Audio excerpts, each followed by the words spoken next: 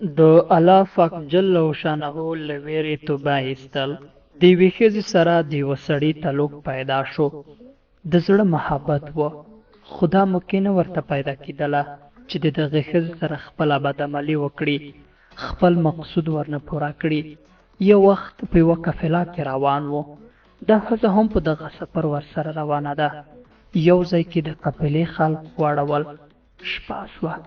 د آرام لپاره کله چې خلک مقرر شول، نو دغه سړی دې ښځې ته ځان ورنږدې کړ. اراده یې د بدعملۍ وکړه. دې ښځې ورته وویل چې لږ وګرځه، چې د قافلې خلک خو به ویښ نه وي. د ده زړه خوشحاله شو چې غالبا زما حکم مني. نو جګ شو، په قافله کې راتاو شو.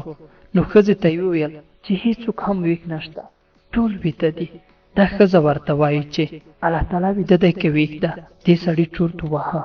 نو ویې ویل چې الله تعالی خو نه ویده دی او نه ویده کېږي. لا تأخذه سنة ولا نوم. په هغه خوب نه راځي او نه مقدمات، یعنې د خوب پریشاني پرې راځي. نو دا ښځه ورته وویل چې موږ د خلکو نه پټېږو، بدعملي کوو، خلکو نه ډارېږو.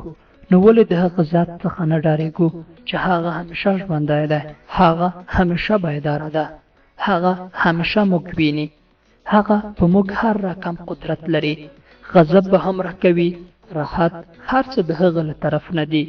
نو د دې سړي زړه ته هم څه خوف او ویره ولوېده.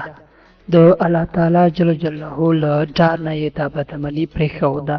کله چې دی مړ شو، چا په خوب ولیده چې خداوند متعال څه معامله در سره وکړه.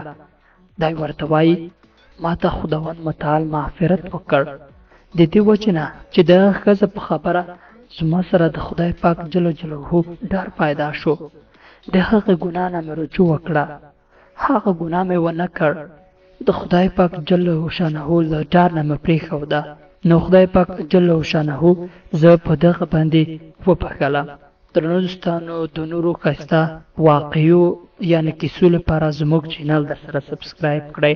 همدارنګه د ګونګړي نشان هم ووهئ چې په راتلونکي کې زموږ ښایسته ویډیوګانې تاسو ته تر ټولو ژر ورسیږي.